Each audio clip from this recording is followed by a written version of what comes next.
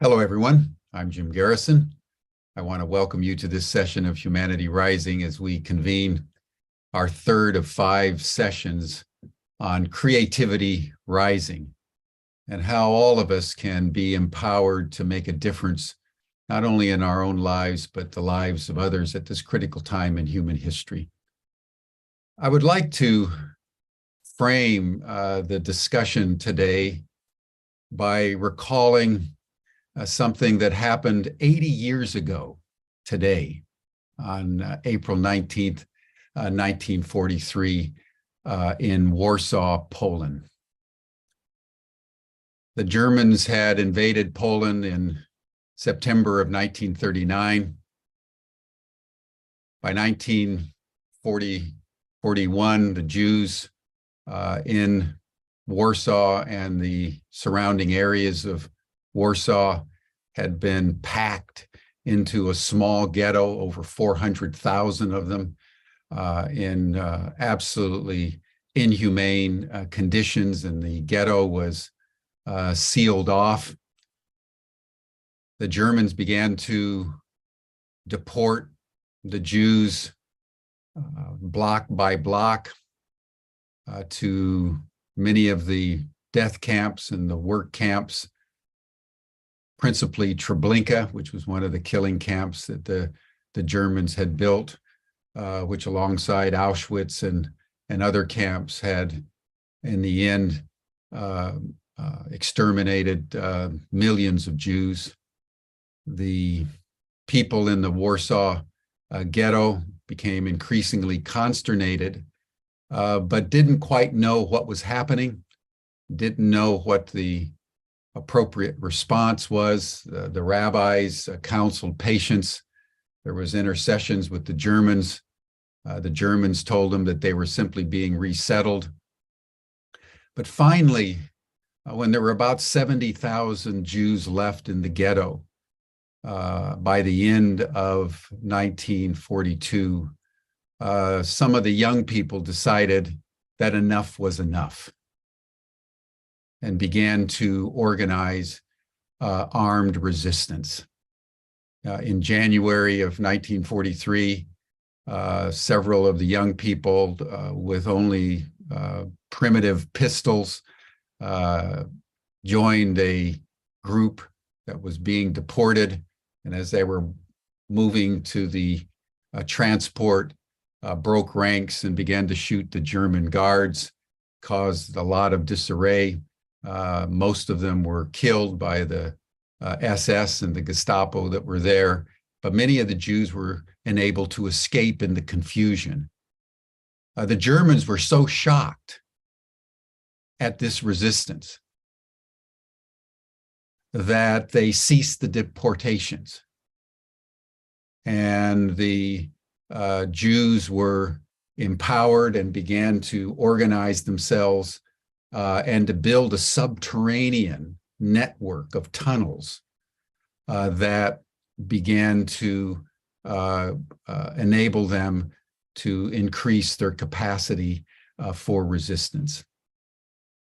And it was on this day in 1943 that Mordecai Annelwitz, who was only 24 years old, along with they calculate about 700 mostly young people, began armed resistance against the Germans. And it lasted for 27 days. And it was the first Jewish uprising and the first urban uprising to happen against the Germans in the Second World War. I wanted to note that because the heroism of those Jews in the Warsaw Ghetto has reverberated until the present day. And right now in Warsaw, as we speak, and also at Auschwitz, there are people that are commemorating that heroism.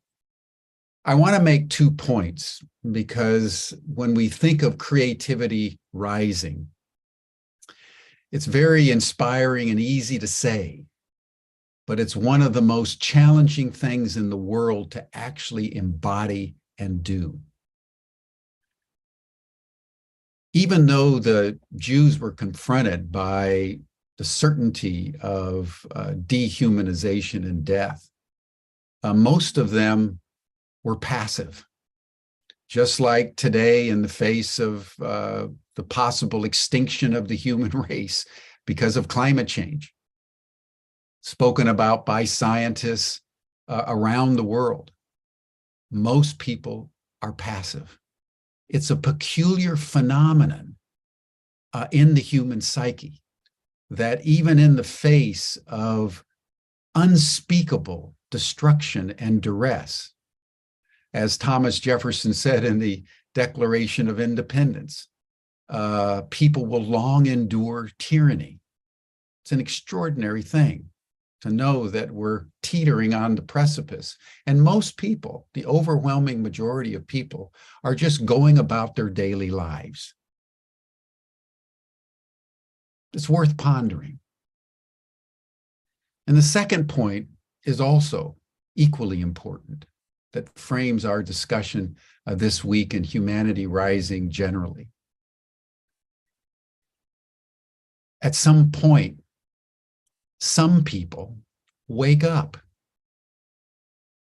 and they realize that they have to be the proximate causation of whatever change they want to see in the world. Whether it was 80 years ago and that young Mordecai and a band of followers working from sewers and underground tunnels, taking on the entire German army, but knowing that that was what they had to do. So today, as we deal with crises around the world and escalating turbulence, chaos unleashed, all of us have a choice of how we're going to respond. And it's an extraordinary experience for me personally, as the one who convenes these Humanity Rising sessions now, nearly 700 sessions since the depth of the pandemic, when we were trying to figure out what we could do. And so we created Humanity Rising to be able to promote and support all those people today, like the young Jews 80 years ago in the Warsaw Ghetto, who stand up and in whatever way they feel called, whatever way destiny has shaped their choice, decide to creatively rise and thereby make a difference. Almost all the Jews that rose up 80 years ago today and over the next 27 days were killed. But the act that they transacted before the world galvanized uprisings all over Europe and empowered the Allied forces to know that the invincibility of the German army was a mirage in the face of courage and the willingness to make a difference. That's what creativity rising in its depths in the psyche that wants passivity, but nevertheless courageously manifests. That's what it takes. That's what it's about. And it's just as relevant for us today, given our world situation, as it was 80 years ago in Warsaw. So thank you, everyone. Welcome to Humanity Rising. And in this spirit, I want to welcome Stephanie Mines and Kathleen Brigidina, who are embodiments of Humanity Rising and Creativity Rising. They've convened these sessions this week and have brought together an extraordinary array of women who, in the spirit of of Mordecai Annelwitz and his compatriots are having the courage to make a difference in our world. So Stephanie and Kathleen, I want to welcome you in the spirit of the Warsaw Ghetto on this day and turn the program over to you. Oh, Jim, you are speaking to my roots. You are invoking the very source of creativity rising and everything that I do. It all springs, my vocational fervor springs directly out of that uprising. Those are my people. You are all my people. But it is in the belief that is replicated by the voices of so many, Rebecca Solnit, Margaret Mead, speaking to how compassion is the beginning of civilization. Rebecca Solnit, A Paradise Built in Hell. That is the source of creativity rising. It's the source of my regenerative health paradigm. It's why we're here. Thank you, Jim, for honoring this day that the waters, the blood of those people are in my body and inspire the courage of everyone in creativity rising and everyone listening. That's there. That is there in everyone, the choice for creativity rising. Thank you. Yes, thank you so much, Jim. I was very touching today with the eclipse energy that's coming through us. And the movement that we are stepping into is the other side of the trauma, the other side of the destruction is possibility and potential. And that is what we bring, our connection to earth, our knowingness that we are nature, that it's not outside of us at all. And that creativity, that creative energy is part of that. That's part of who we really and truly are and what moves us along, what moves us into our next paradigm, what's moving us into our next paradigm. And I'm so happy that everybody is here today. Welcome, welcome, welcome.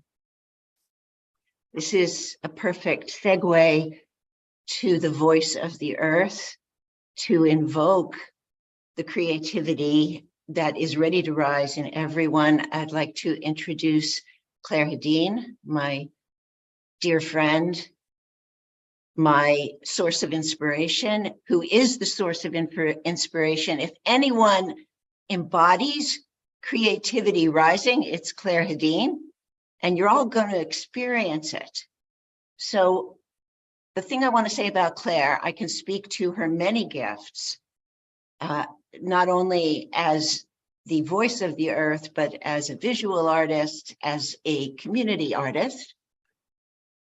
But what I want to point out is that as Claire is sounding, we are witnessing and experiencing and listening to the creative process in action. This is the key piece that I want to underscore before Claire takes us to an entirely new dimension of our experience through her voice. That the question is, what is creativity and what is the creativity process? You're about to experience it, the drawing up of the vibratory power of our mother and letting that move through us. That is what it means for creativity to rise. That's my introduction to Claire Hedin. Thank you, Stephanie.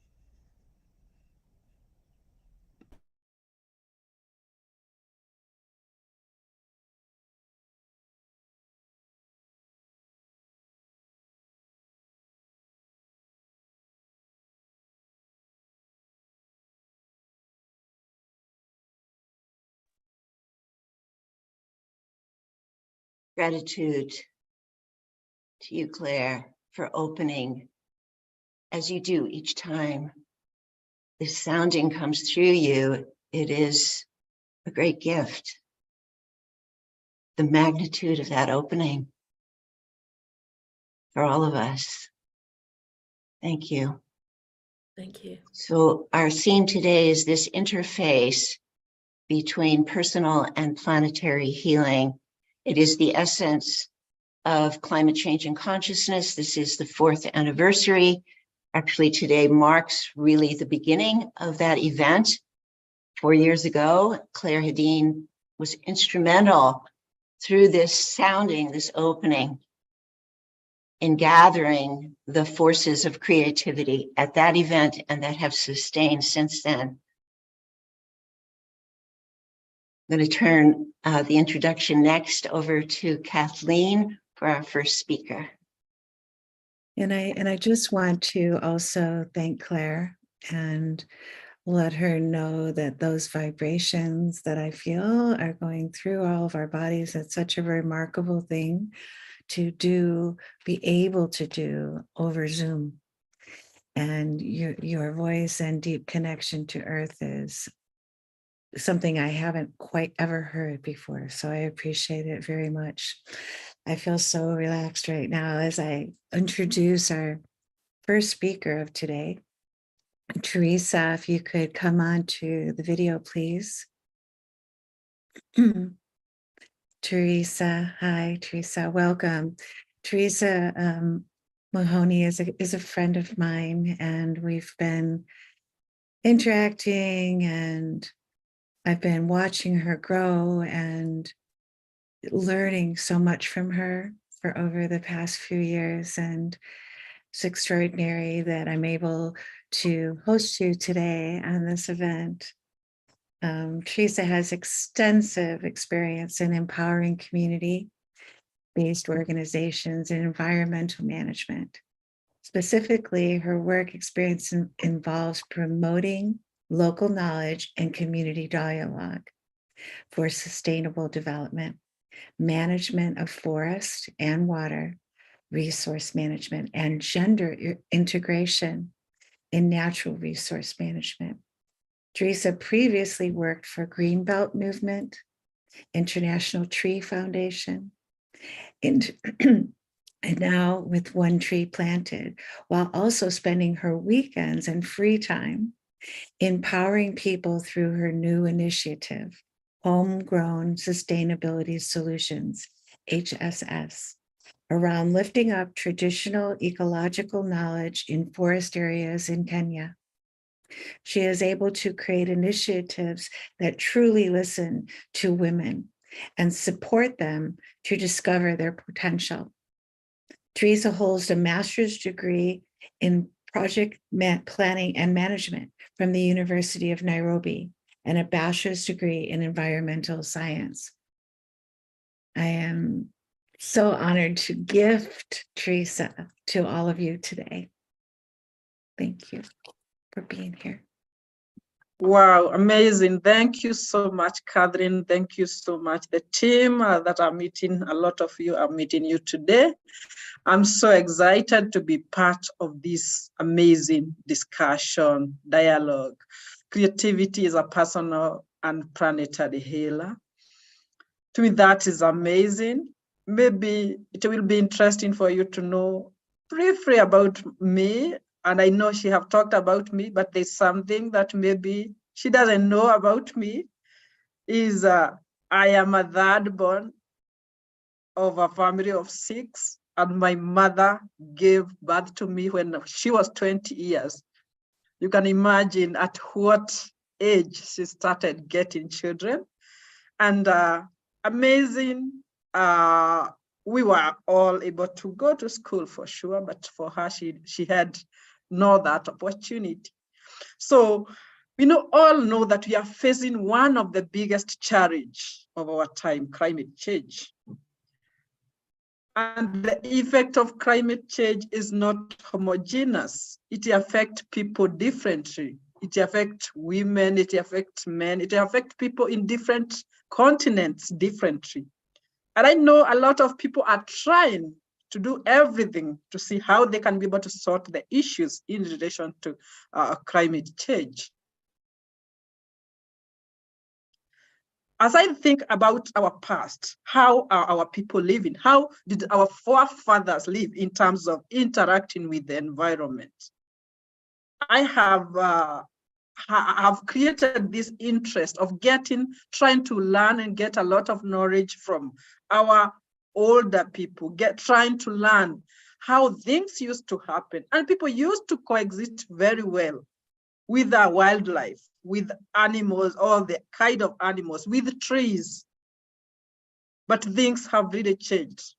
The impact of colonization, extractive mindset, and industrial process have fragmented our communities, changed the power relation, and destroyed the biodiversity and forests of our continents. We need to think, because what is being destroyed is our life support system. We are part of nature, but humanity have decided to destroy the life support system that we depend on. I came up with this idea. In fact, it's something that have been disturbing me so much, like people doing the same things and expecting different results. But I was trying to think, how can we do things differently? How can we be able to bring the knowledge of our indigenous people, the knowledge of our forefathers, so that we can be able to see how we can be able to build a future that is better? How can we promote local creative solutions to bring people and planet, to benefit people and planet? That's how Homegrown Sustainability Solution was born. And what I'm trying to do with other women, because I'm not working alone, I'm based in Africa and I'm working from Kenya. And what I try to do is to revive indigenous and local knowledge for enhanced ecosystem governance, using community dialogue and eco-cultural mapping. So dialogues, what we do is to make sure we bring people in the same village together. We give them up an opportunity to have a dialogue, to talk to each other, to discuss a lot of, to come together purposely to discuss how things used to happen. How are things happening now? And what is the kind of future we would want to have? And that's take us to eco-cultural mapping. And eco-cultural mapping is a participatory process that help in reconnecting with the past, understanding the present, and visioning the future. So bringing people together from the same village, we have 3 steps that we work together. We start with the ancestral map. How are things then? And we bring together people from all age sets, people who are young, old, and women, men, and all the people, different people from the village. And the main reason is to learn more.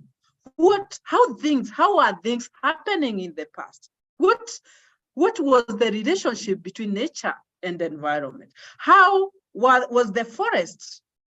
How there are some streams that have dried, and they will be able to bring out the animals, the wildlife, the trees, the native trees that used to survive in their locality.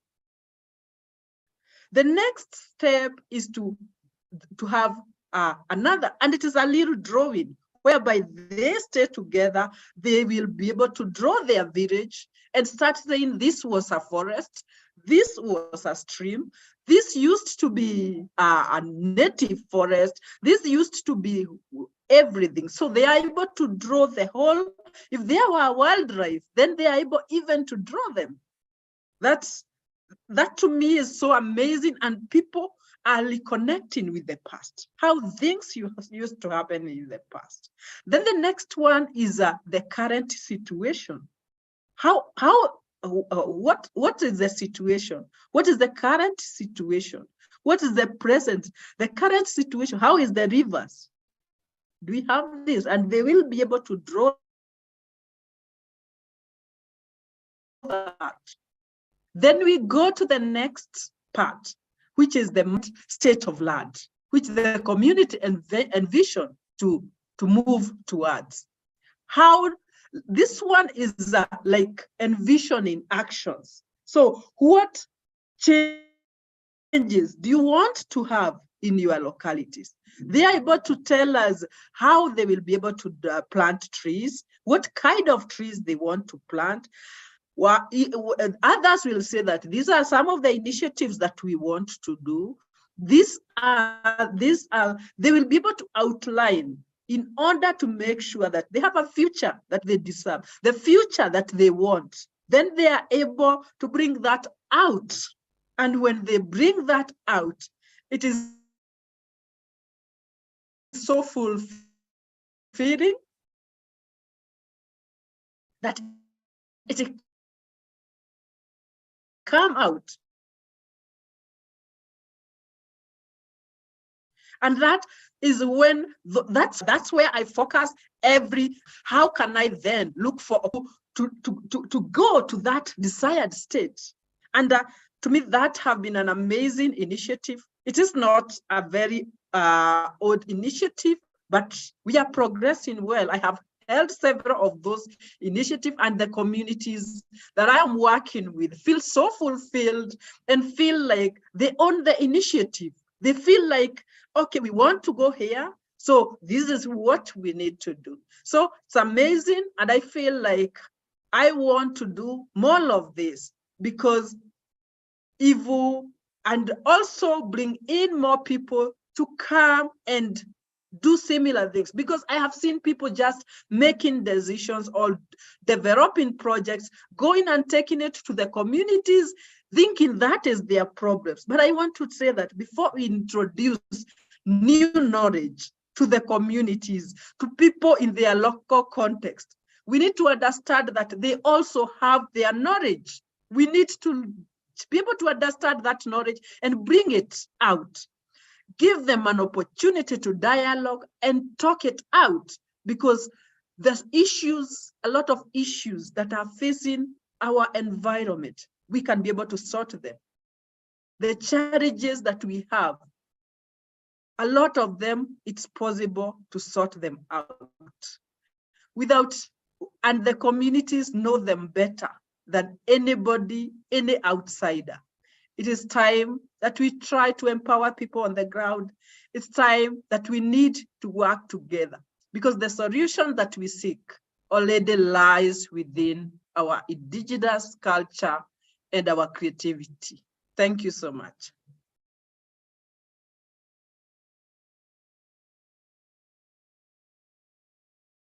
Wow, thank you, Teresa. We can totally feel all of your energy and what you are doing in shifting the planet just through your voice, through your heart and soul. And the work that you are doing, as you know, I know, and you know how much I appreciate and love the work that you're doing beyond any time that we have today to even go into it. There's so much depth to how you are working with the community and rescuing the knowledge from the elders and bringing that forward. But, I just want to mention in particular this cultural mapping that you're doing. It is a significant way, it's a significant idea that it could actually make a difference all around the planet if we looked at and mapped out and drew, and it wouldn't matter what language we speak, because we can draw where the water was, where the trees are, where our homes were. We can visualize the future of what we want, and we can obviously see where we're at, and we're kind of in that place in between, and it gives an opportunity for hope. And it actually creates the opportunity for change. And it's such a creative jewel that that I'm coming to help in one way or another. So we'll work together. I know that. And thank you so much for sharing with us today. Thank you so much. I do appreciate, and I'm always happy to give back to the communities and to do my best. And thank you all for your appreciation. Always happy to do the best for this planet. It is our planet, and we are part of it. Thank you so much, Teresa. It's a delight for me to hear you, and I want to note the way a pattern is evolving from our series of how this personal, collective, creativity rising transmission happens. And can you see the thread from the deep listening that Dr. Anne-Marie Chomat spoke of yesterday, and that Stella Osorojos Eisenstein spoke to in terms of her mum movement, the gathering of women, to what Teresa Mathoni is speaking of, listening, deep listening to the people and the solutions already being there. This is key. It's simple and it is direct. It relates to Jim's opening that we go to the people. It is a bottom-up creativity rising, just as the voice of the earth rises through Claire Hedin. That message from the groundswell is the direction. That's also the message of Rebecca Solnit. And I am so happy that you are bringing in the voice of Africa. We will have the voice of Africa again tomorrow with Dr. Ousmane Ali Pam from Senegal. We are opening to the brilliance of our kin around the world. Thank you, Teresa. Thank you so much. As if we're not full enough, I'm going to now introduce to you another dear friend of mine. I have to say this, we've worked together. Mary Reynolds Thompson, can you please make yourself visible for us? I think I am visible. I'm also blinded by the light. Maybe it would help if I shut that window a bit. Would that? Sure. Yes, feeling like, ooh, hang on. Well, while you're doing that, I'll introduce Mary. Mary Reynolds Thompson is the founder of Live Your Wild Soul Story. She's an award-winning author, facilitator of poetry therapy, and a pioneer in the emerging field of spiritual ecology. Mary has created a unique program of transformation based on 5 Earth archetypes that map a journey into the depths of our untamed souls. She speaks and gives workshops around the world. Reclaiming the Wild Soul was a 2015 Nautilus Award winner. A Wild Soul Woman, 5 Earth Archetypes to Unleash Your Full Feminine Power recently launched, which we're connected to. To learn more, well, we'll put up your link later, but welcome, Mary. Welcome. I'm so happy that you're here, and I just can't wait till everyone can hear what you're bringing to the world, to the planet, and to the heart of women. Mm-hmm. Thank you, dear Kathleen, who did the illustrations for A Wild Soul Woman. And thank you, Jim, so much for taking us back 80 years and telling us the story of such courage. And dear Claire, for starting us off with your incredible voice and your marvelous shruti. I hope I've said it correctly. And Teresa, I was just so moved by what you had to say, and particularly this sense of lineage, of looking back to look forward, of this continuity and continuum, and this sort of eco-cultural mapping, just extraordinary. So we're here to talk a little bit about healing.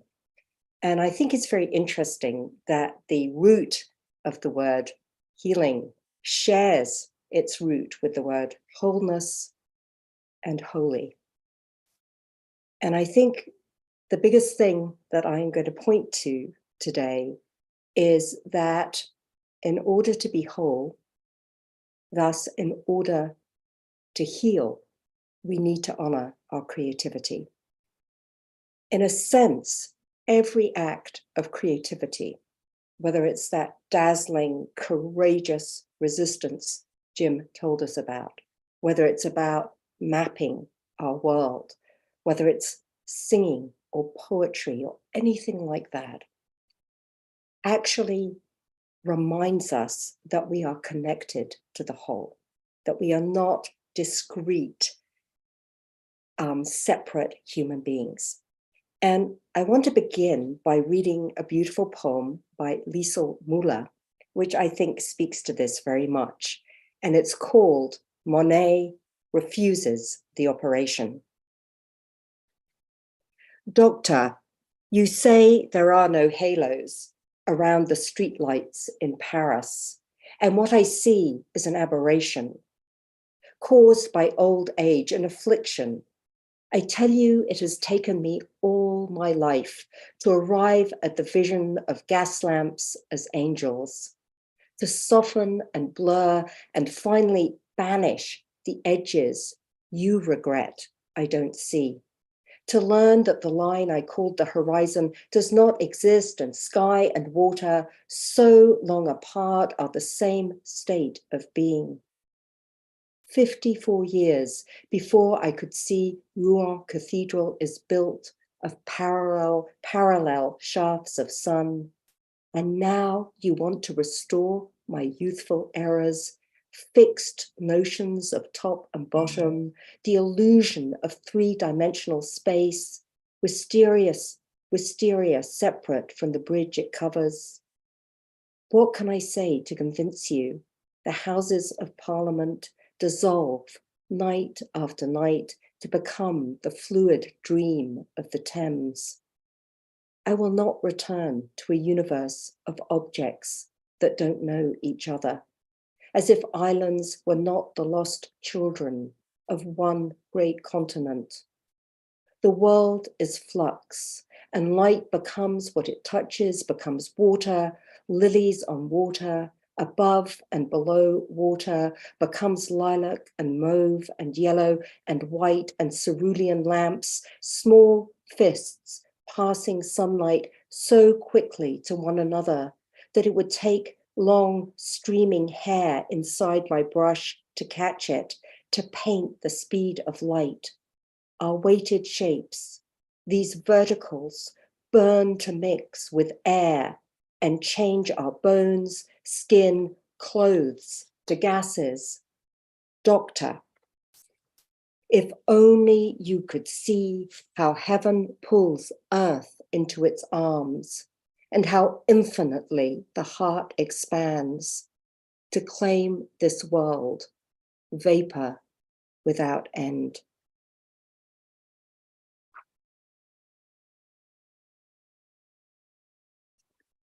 So I think creativity dissolves boundaries. And I think that's incredibly important. And so much of our modern world wants us to see things objectively and scientifically. But in fact, in this poem, Monet is saying, please don't give me the operation. Don't make me so-called normal. Because what I am seeing is a deeper truth about the interconnection, the interdependency, how we each dissolve into the other.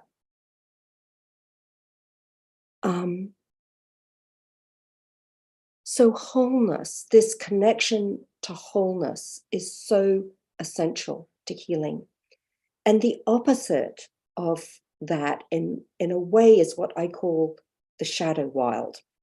And that's the sense that I think we all have experienced of a trauma that separated us from the body of the Mother Earth, that cut the umbilical cord, that said that the earth was just inert, it was matter that didn't matter, and we were the only ones with consciousness. And the truth is that when you experience the world that way, it leads to this tremendous hole inside of you, right? Something is missing. This deep primal connection to our mother planet is missing. And so in our society, it becomes so easy to become this consumer society, constantly trying to fill that hole that can never, never be filled, right? Because what fills it is not, you know, the latest car or this bit of flash or bling or anything. The only thing that will fill it is knowing that we are part of this blessed earth.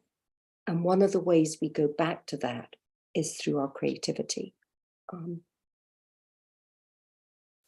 So creativity is so the opposite of consumerism, right? It's about generativity. It's about filling ourselves up so that what's inside of us can flow to the outside, so that we can be in a call and response with the world. We can give to the world of what's important to us. We can give our voices and our love and our art and our dance and our resistance and our courage, all of these things. So it's really the opposite of taking. It's deeply embedded in a sense of well-being and wholeness that allows you to say, I can do this, I can give back, you know, I have a voice. So we take what is in us and we give it to the world, and thus we help to make the world more whole. We become what Claire Dubois calls a restorer species. So I would propose that creativity helps to restore us. It restores balance to the world. On a very personal level, when I was 27, almost 40 years ago now, I got sober. I was a fearsome alcoholic. And when I first got sober, if you had asked me, what do you want? Who do you like? What do you love? I wouldn't have been able to tell you. I had completely lost sense of who I was. I didn't know anything about, you know, I just followed what anybody else said, really. And it seemed as though I spoke in a million tongues, and not one of them was my own. But very slowly, I began to write again. And that process was really interesting because I would try, it was like I was trying to find that voice that was my voice. And the wonderful poet Marge Piercy talks about, we must unlearn not to speak. Now notice the phrasing of that. We must unlearn not to speak. So she's not saying we must learn to speak. We have been taught not to speak. We have been taught to be silenced. We have been shamed into keeping our creativity to ourselves, to locking it down. So for me, this was that fearsome moment of the blank page, trying to find out who I was through writing. And I live, you know, I was born in England, live in America, and Americans are quite fond of simple declarative sentences. They're a little bit Hemingway in their approach at times. And of course, I found that my writing wasn't like that. And what was interesting is that when I began to gather my own voice and it gathered within me, it was very Celtic. It was very much in that Celtic poetic kind of voice. And so it didn't just bring me to myself. It brought me back to what Teresa talked about, my ancestry, to my path. So creativity is healing because it reveals. It reveals us to ourselves. If we have a creative practice, it is not only a gift to the planet, it is a gift to us because we discover more of our own wild souls, and we learn what we're capable of. And the more you create, the more you realize it doesn't matter if it's messy or madcap or idiosyncratic. In fact, yes to all of that. Yes to the imperfection of it. Yes to all of that, because that's what makes it sacred. That's what makes it holy, is it comes wholly from us.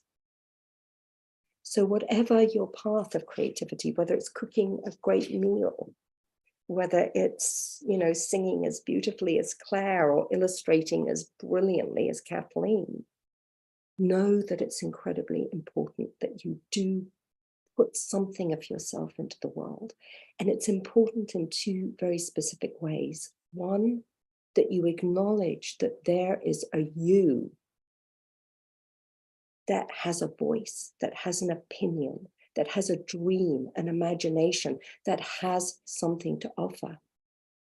And two, that the world needs that gift that you bring as surely as it needs flowers to bloom, rivers to run, and air to flow. The world itself is not complete without the peace that you put into it. So every place we dam and stop our creativity, I would say, is not only a place of self-harm, it harms the planet, that we are here for a purpose, and that what is in you really, really matters. And two, every time we express our creativity in whatever way is a place of self-love and healing for the planet. Creativity can be destructive too, and we know that. So this is where it's really important to kind of work through our own stuff and to make sure that we're not using creativity to manipulate as an ego-driven thing, but as really, truly as contributing, as loving this world and loving and supporting each other. In my world, it's about finding that wild authenticity. It's about coming to that place of being untamed and unashamed to really and truly express something that is very, very deep inside of us. And I have a question. Do I have time to tell a very short story? I haven't been following the time. Yes, you do. Okay. So a few years ago, my husband and I attended an incredible exhibit of Australian Indigenous women's art at the Anthropology Museum in British Columbia. And what was so extraordinary was that these women had never been allowed to paint before. So the Australian Indigenous women were weavers and craftspeople, but the men were the painters, right? But times change, and they were allowed now to face the canvas and to paint. And I thought about that. I thought about the courage it takes to face that blank canvas. And I thought about the first Indigenous Australian woman who must have picked up her paintbrush, her heart in her mouth, trembling, honored, excited, unknowing perhaps what would unfold.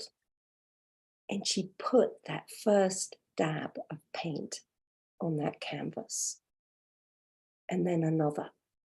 And when I looked at these amazing paintings in this museum, it looked like galaxies. It looked like all of life held on these canvases. In fact, they were these sugar plum blossoms that are native to much of the Australian outback, but they looked like galaxies and stars, and they held the whole world.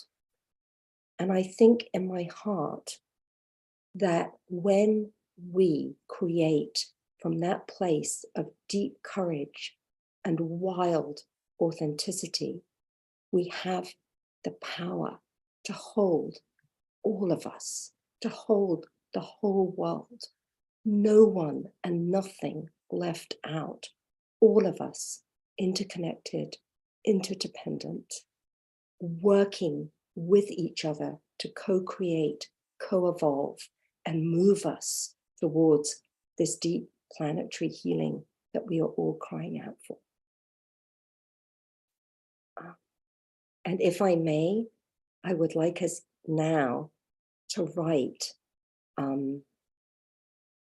a little poem together. So if you would put in chat, my creativity is, and just write 2 or 3 words, 4 words. My creativity is, it can be my creativity is rain in a desert. My creativity is slow to move. It doesn't matter. Just write, my creativity is, and I won't be able to read everyone out, but together we'll create a poem.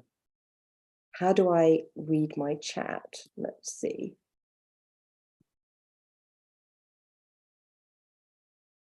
Dear Kathleen, is it possible to, how do I look at all my chat participants? Chat. You should be able to see it at the bottom there in chat, no? Let's see, I'm going down. Think I'm getting there. Okay, let's see. We can start reading while you search for it. Let me just. She's going to read it into a poem. Yeah. Okay, I've got it. Okay, Oh, great. I'm going to start where I'm starting. Anybody I miss out, please. It's just, it'll be as it will be, but you'll just know that your words are in there, even if I don't speak them. My creativity is boundless and connected to yours. Bursts of energy inspired by the stories of magic I embody is my voice and sanctuary. My creativity is not for sale. Healing with my hands, rocking chair moments on my front porch with the trees and frog bursting forth. To walk in nature barefoot is sweet. Pink buds opening in silence, blooming, is the strength of the mountain to the south, is creating gardens and bringing people together, is the heartbeat of cosmos singing love into forms and formulas of life, is Mother Earth curriculum for children, is my life chalk, is my life force. My creativity is resonating with life, is medicine. Childlike and playful, is a finger pointing to the moon, is seeing the humanity in all, is radiating from my heart.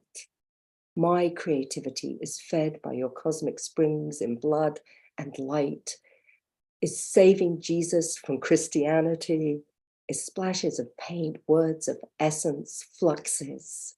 My creativity is shared and combined with yours. Thank you, everybody. Oh, wow. Thank you, Mary. I'm going to, get that out of the chat and we'll put it all together online somewhere and share it widely. That together, isn't that amazing? All of the voices, they feel like they were written by the same person, by the same shared heart. Really beautiful, really, really beautiful. And thank you for your exquisite, poetic way of speaking and sharing your love and your caring. I've written so many notes here that I don't even know where to begin, but I love the story that you told at the end. So I'm really glad that you brought that in. I didn't know that, and I need to look up to see where the women were kept from their canvas. And the other parts that were really important to me is the the imperfection is the sacredness in creativity. And I know a lot of us try to be perfect, and we try to stay on that edge, especially with creativity, that they think we've been told that it's a special gift from heaven, you know, that but this perfection that we need to be. And even during art school, I knew that wasn't right. You know, I heard it all around me in the Art Institute, and I knew it wasn't right. It was everyone showing up exactly how they are. And thank you for sharing your story of your healing, which of course I've known, but it is such an inspirational story to share about how your writing saved you. And there was another part where the ocean, you know, was speaking to you, and I hope that everyone else really just looks into you more and reads your books and all of that. But giving it to the world, giving our creativity to the world, and restoring the balance through the creativity. So those are some of the amazing things, just a few of the amazing things that you talked about. I appreciate you being here so much, of course. And thanks for continuing with us on this community. Thank you. Thank you so much, Mary. And what a delight for me to experience you this way. I want to once again point to the weaving that's happening here and the infectious nature of creativity. So the reference that Mary is making to the shift, again, referencing Jim's comments, between passivity and expression. That's what we're invoking here. Creativity rising is an invocation to expression. And what we're saying is that every voice matters. These are different forms of arousing everyone's vocational ardor. And Jim launched us in what is so pertinent to me, and I think to everyone really, how that movement out of passivity into expression changes everything for everyone. So, you know, as a neuroscientist, as a neuropsychologist, I've studied the infection of trauma, which is also infectious. And we know that trauma occupies more brain real estate than joy does. It's just the nature of the traumatic experience is it spreads more easily, it occupies more neuronal capacity, which means that to build the healing vortex, to quote one of my mentors, Peter Levine, to build the healing vortex so that it devours the trauma vortex, we have to engage. It won't happen through passivity. It will happen just as Mary made the choice to write instead of drink. It's a choice. She made that choice. And from that choice, everything opened up. That's the blessing of the mother. Just one step in her direction, everything opens up. And that's what Creativity Rising is about. It's about taking that one step towards expression, out of passivity into expression. And that's my segue once again, beautifully as if planned, to the voice in another form of my colleague, my collaborator, Claire Hedin, who you heard in her essence at the beginning. Now we'll reflect on this movement, personal and planetary transformation.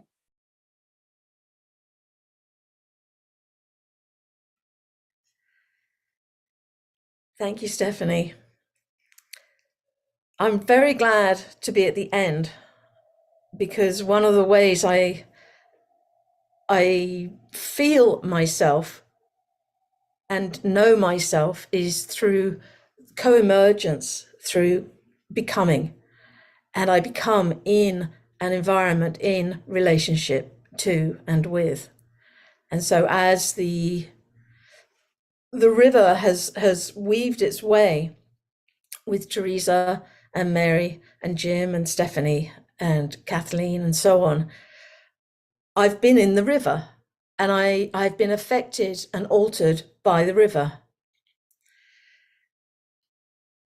There are so many ways we could talk about creativity.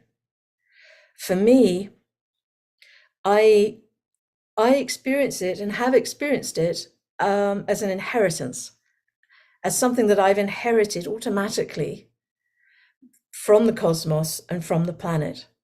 And to me, it is an expression of all of those things, the gestalt of life, moving forwards in space and time, expressing novelty, expressing truth, expressing pain. There's a wildness to creativity that is tantalizing and abundant and ebullient. It just has to present itself. And we reveal our character by the way we interact with the creative force. This is an unbiased force. It is energetic in nature. There are two things I want to share with you specifically, and then I'm going to tell you why. The first is something that came from a spiritual community that I'm with sometimes, and it's a small song. For my resistance to being all I'm created to be, for my denial of life abundantly, for the discord I bring into the harmony, I beg the indulgence of earth, sky, and sea, for all that I am, for all you are, for all in all in all.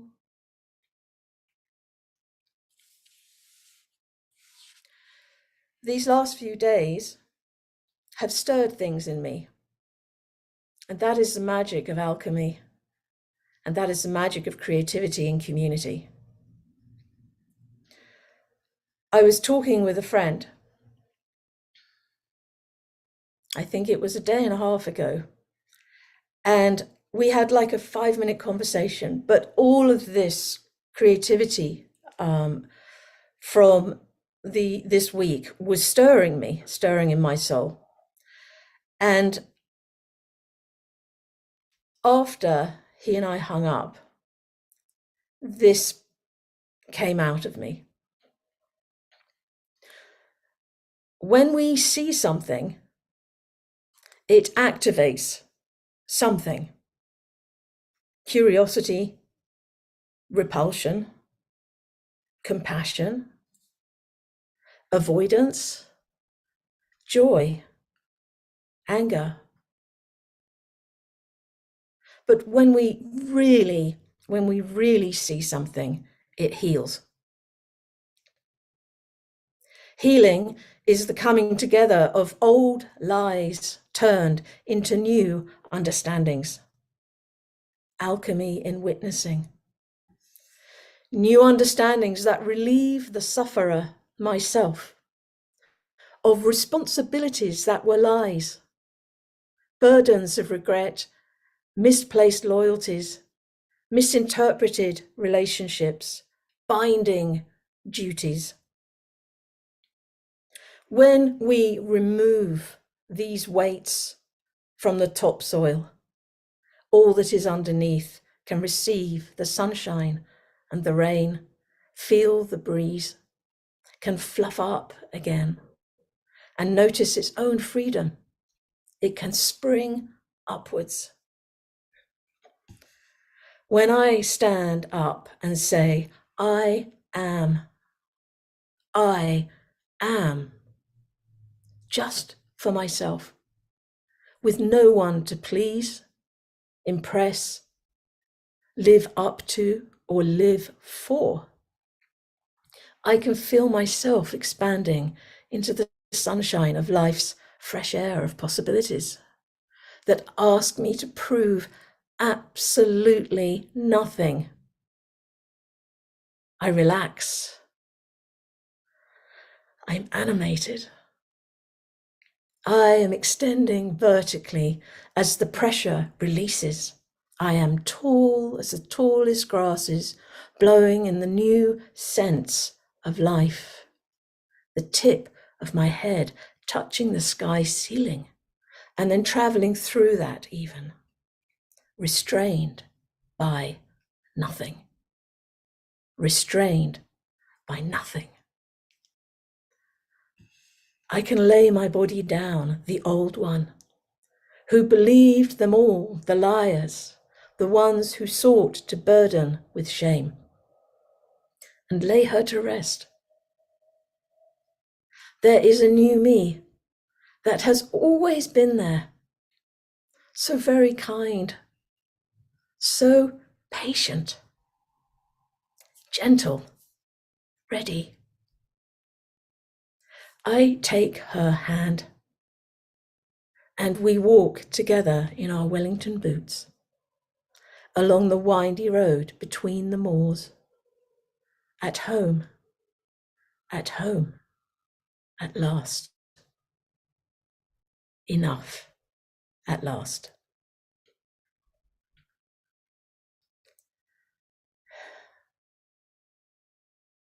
I have been reflecting on my own life's journey.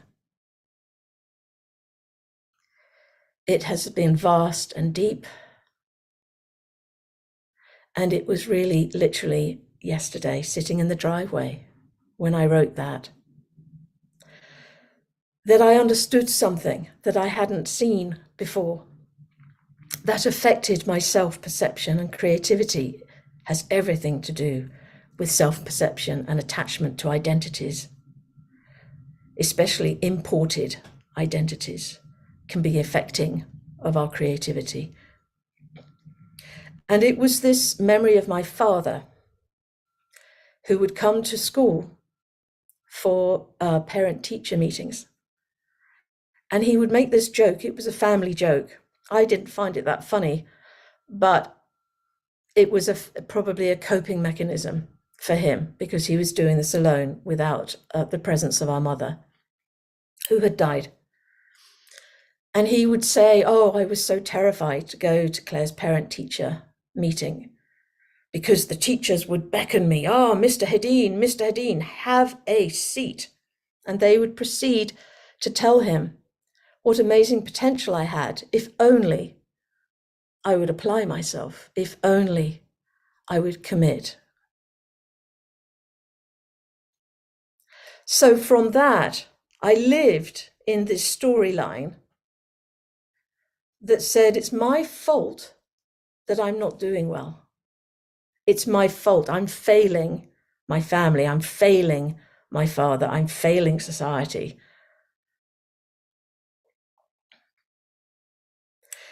And then I thought of this book that I read more recently, within the last year, called The Geography of Thought. And it spoke of the history. It was a university study. And it spoke of the history of Aristotelian thought versus Confucius, very generalized into Western and Eastern thought.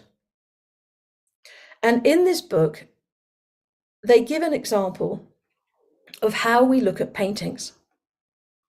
And in Western thought, we are trained by Aristotle, apparently, to identify the subject, and everything else is identified as the background. And from an Eastern perspective, the whole composition is in fact the story.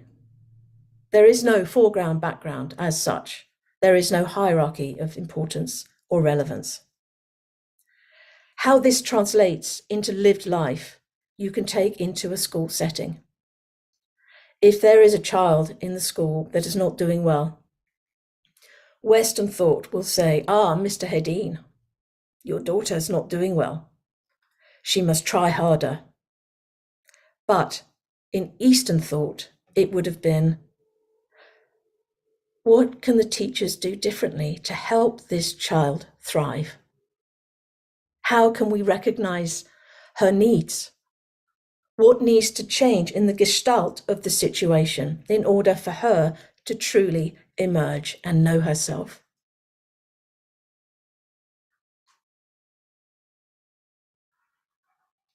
That would have been a very different way to grow up within my own skin, without that shame and without that confusion that somehow the who I was not right, was not accurate for the setting, for the situation. But over time, I did go to art school. I did become a musician. I did write. I did fall in love with the universe. And in that, I deepened my relationship to planet, to home. I understood my belonging in a way that I couldn't with humans. The forest educated me. The forest loved me. The sounds of the forest animated me, turned into songs. The sound of my feet on the stony, crunchy beaches of Suffolk, the east coast of England, were my symphony, as was the wind in the leaves, the sound of the seagulls. There is an ongoing conversation happening in the universe. We are localized in this planet, but we are extended into the universe. When we are receptors for that, we become creative. We stop fighting against our belongingness. The healing comes, I think, from being able to truly see where we have been,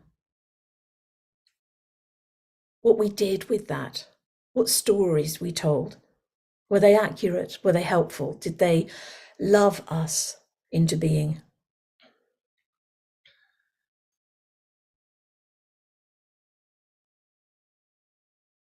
I learned to listen in the forest. Stephanie has always asked me, Claire, where does this singing come from? What are you really doing? And her question was beautifully confounding because I didn't know how to answer it.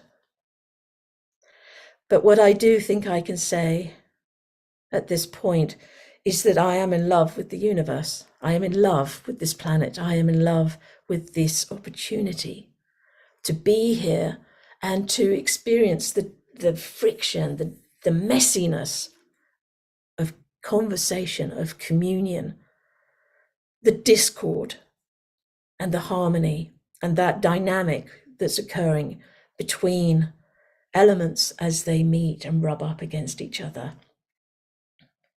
We are an emergent phenomena. I am a collective. The I that sits here speaking is a we.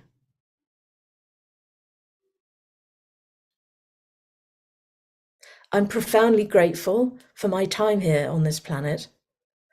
And I really, really hope that the way I show up can somehow have value.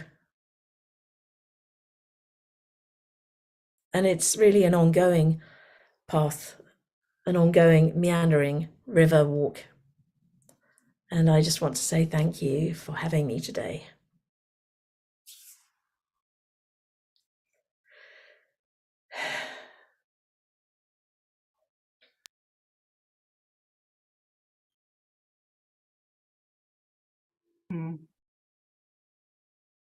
I feel like we need that deep pause that always arises after you sing. You just sang with your words and with your intention. And I want to, again, weave the threads from today and from this entire program, which is how we are bearing witness to creativity rising in each one of us, and how the personal story that everyone has told feeds the collective rising, the infectious nature of creativity delivered authentically.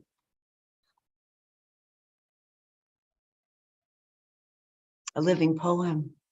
Hmm. That's what you are, Claridine. Oh, oh, Lord, thank you. That's beautiful.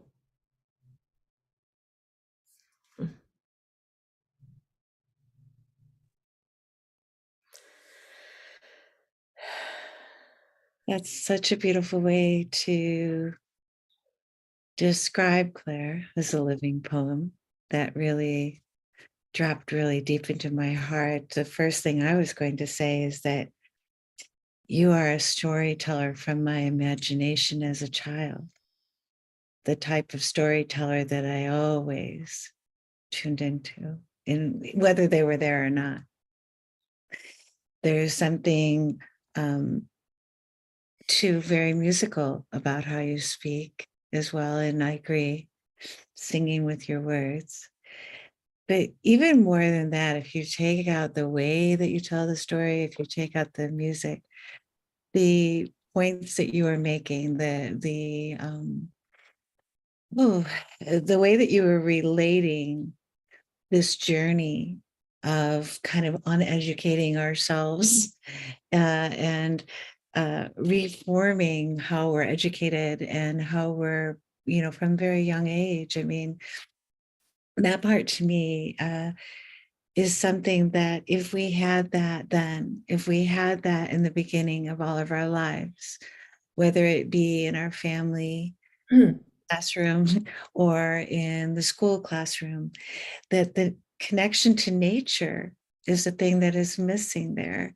The listening and the sacredness that we can feel around nature. And as I say that, I get chills. I'm in love with Earth too. I always have been since I was a child. It was the place I could find that I was always accepted and that I'd always be able to receive, just being poured into me. I could always feel it pouring in.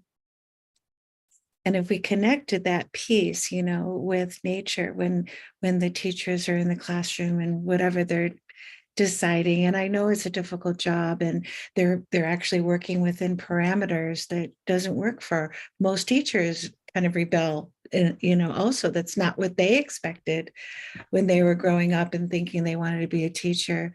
What a lot of people wanted to do is to be there to hold space for the children. And I think, that got conscrewed and screwed up basically. And the connection from nature, like as you were speaking, there's nature schools and, not everybody can have those type of schools or classrooms, but to be able to bring in that listening and that sacredness for each and every student, to realize that what you're dealing with is a beautiful spirit that is bringing forth the energy in this world and not someone that has to conform into a certain box in order to do so.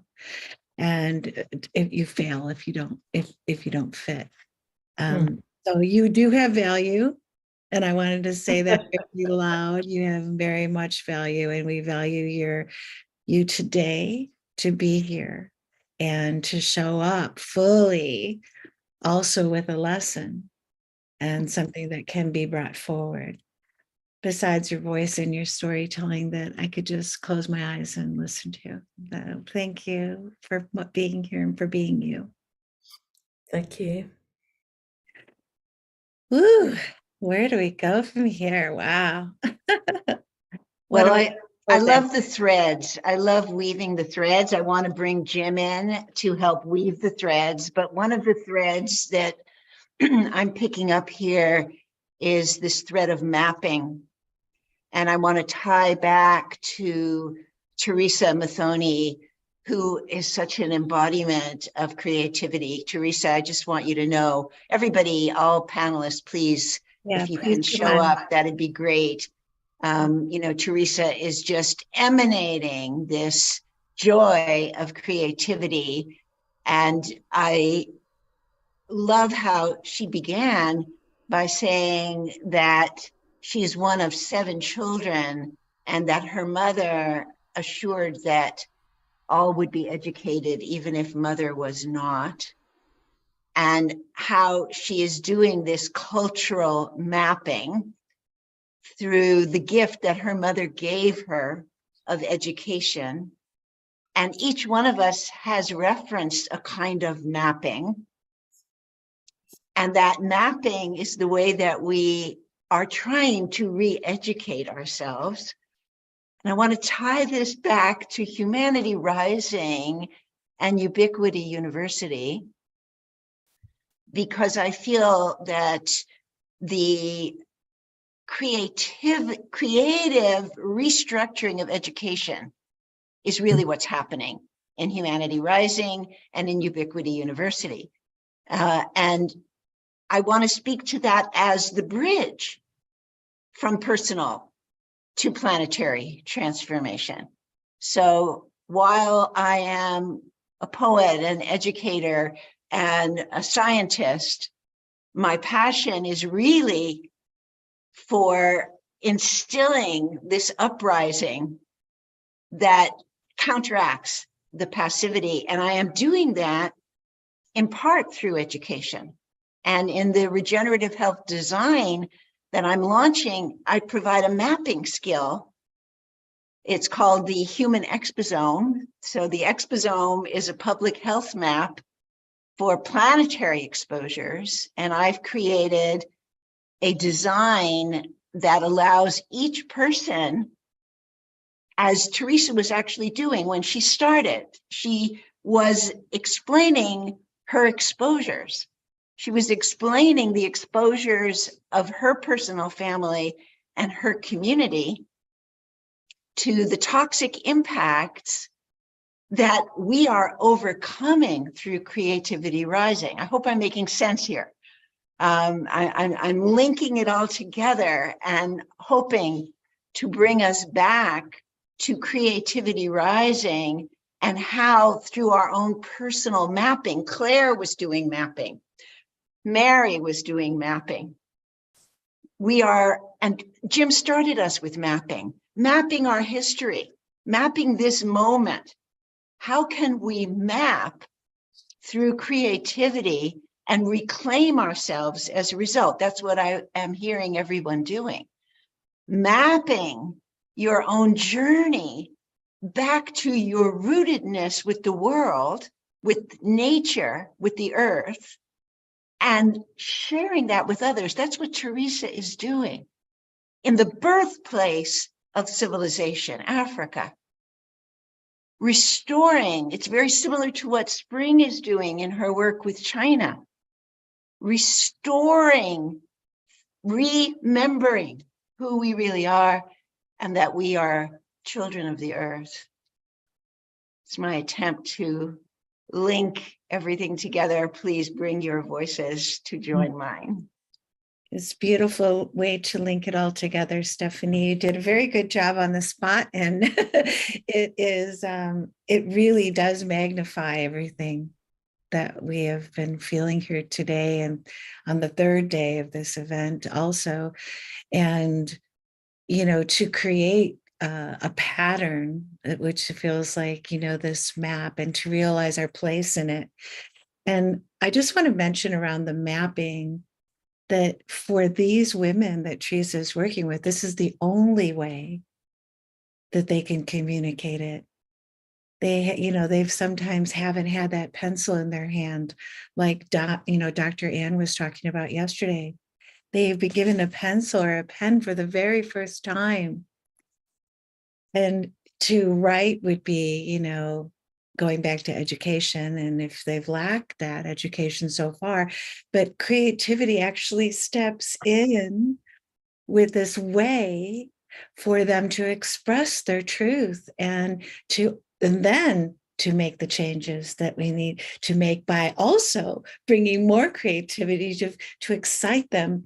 And I've met some of these women, and their excitement and joy could light all of the houses. We don't need electricity. Like, it's incredible fuselage of energy that is ignited by them just being able to be part of their own destiny.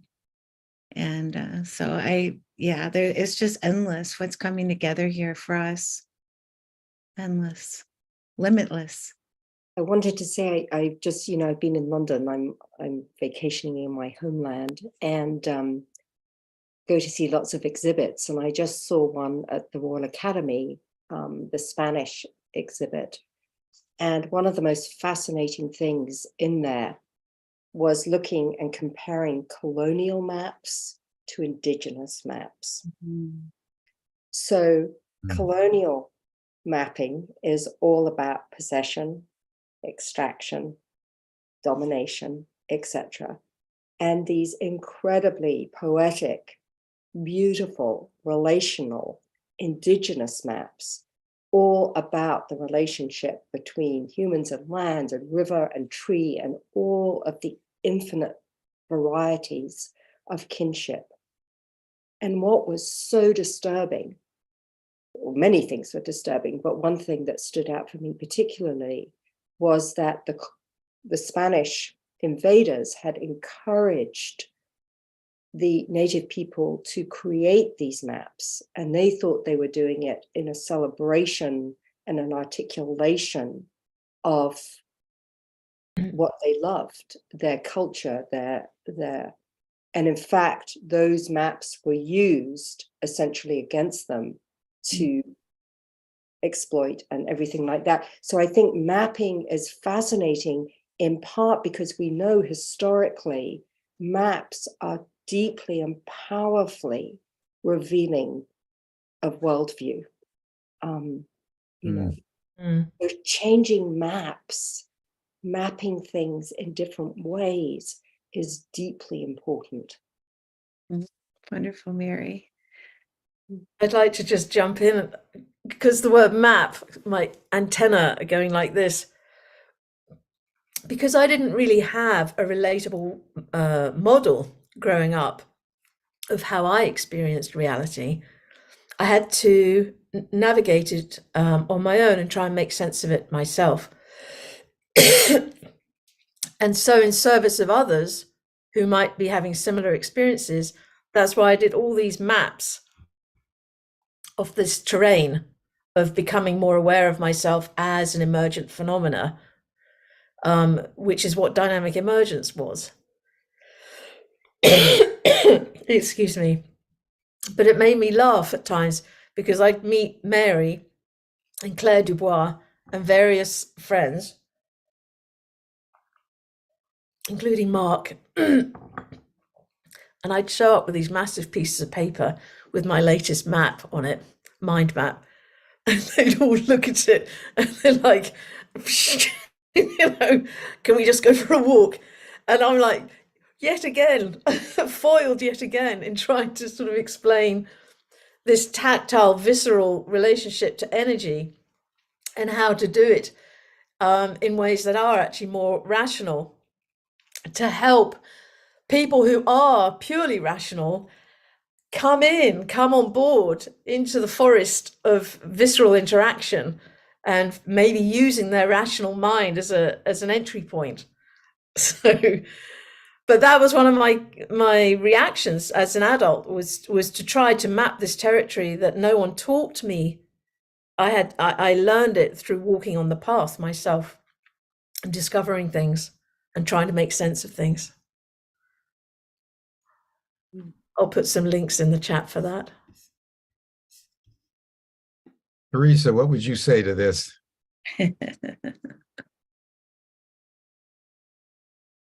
Wow, that amazing. I love the way you are explaining, Steph and Mary and Catherine, Claire. It's amazing. And I know, like, we need to heal our wooded land. We need to heal our wooded ecosystem. So mapping, how can mapping come out and we work towards healing our wooded ecosystems? I look at it, if I am wooded, if I'm sick, I'm not able to feed my children, I'm not able to work, I'm not able to do all that. So if we look at the environment, if we look at our life support system, then If it is wooded, then we will not be able to survive well. So it's amazing the way we are all working together toward healing our environment, toward healing these woods, because some of them are so dangerous, like they are so, like they cannot, it's not easy to heal them. We have lost a lot of tree species. 10% of the tree species in the world are already lost, like they are gone. So we need to look at that and see, do we want to continue losing the biodiversity? How can we make sure like we are coexisting well with the environment? How can we look at humanity as part of nature, not as separate, more better than nature? Because the moment we destroy it, we are destroying ourselves. And I know, like in terms of mapping, I think I started a long time ago mapping my life, because I changed my name at some point because my name that time did not make a lot of sense. I know that will be a story for another day. I changed and I gave myself another local name because my name meant that this is a woman who will stay at home without doing a lot. And I've changed my name personally. My mom did not, like I just came and said, like, I think this is a better name than this one. I was 6 years old then. I was very young. So I think, and my grandmother, when I was very young, started calling me Forester. So I don't know how that came out until I found myself, I don't know how I found myself. I found myself working with Wangari Maathai. I worked with Professor Wangari Maathai for 5 years before she passed on. So let us try to go to our roots, understanding how things used to happen. How was human being coexisting in a local language? I love talking with those women when they are talking their native language. We are losing our languages because a lot of people think that talking English is the best. What about our native languages? What about our native trees? What about our indigenous people, our old people? A lot of people don't value. They have a lot of knowledge that we need to tap. There's a very big gap between the young and the old. So we need to look at that so that we make sure that the knowledge that our old people is being transferred to the younger generation. And by that, doing that, we'll be able to heal the wooded environment, wooded land, wooded ecosystems. So thank you so much for organizing this. This is amazing. I think this is one of the best webinar that I have participated, and to learn a lot, because creativity is key. Creativity will help us to go far, and we need to get that creativity from even those people who cannot talk English. Those people who are on the ground, we can be able to get a lot of what they can be able to tell us. They have a lot of knowledge, a lot of creativity. Kathleen had some photos that she sent to me, and I gave them to some of the women to try and color. And they were, so it was amazing to them. They just felt so nice, like it was so fulfilling to them. So let us continue these discussions. Let us do our best. Let us do our little thing. And our little thing is making sure that we are bringing out the creativity of everyone. Yeah. Oh, Beautiful. thank you for Teresa. firing us up. I'm ready to go now and take some action. I think that's a good final word for us all today. Thank you, Teresa, for that summarizing comment, and Mary, beautiful poetry today, and Claire, your sounds are so healing, and thank you all so much. So I'm just wondering, Stephanie, do you want to just round us off and tell us a little bit about tomorrow? Yes, thank you, Jim. And Teresa, you have built a beautiful bridge to tomorrow, which is the innovative art of land regeneration. We have a stellar panel again for you tomorrow. And these are some of the crucial voices from climate change and consciousness. Dr. Usman Ali Palm, I don't know if you know Dr. Usman Ali Palm, Teresa, but I would be happy to introduce you to him if you do not know him. He's a magnificent being, a lighthouse for me. He is a professor of literature, but he is also the founder of Redis, the Eco Village of Africa, and he is working every day to regenerate, reforest the wounded land of Senegal and Mauritania. We also have Rob Dillette, who does the same for the Amazon and who has designed a paradigm for cooling the earth, a systemic methodology that will make all the difference. Pupak Hagihi, who is Iranian and who is currently very active along with one of our final day speakers, Banashe, in supporting the land regeneration in Iran. She's currently living in Scotland and doing that. And David Millark will be speaking about the ancient teachings of trees. And he has a personal and a collective story to share with all of us. Beautiful, beautiful, beautiful. Thank you all so much. This has been magnificent. I think you're right, Teresa. This has been an unusually wonderful gathering of creative souls. So thank you all so much for that. And that will bring us to a close, everyone. You're welcome to the after session chat group. You'll see the link to the chat in the chat box. And then we'll see you all again tomorrow for our 4th of 5 sessions on creativity rising. It's a great time to be alive. Thank you, Jim. Thank you, Bye, everyone. everyone. See you in the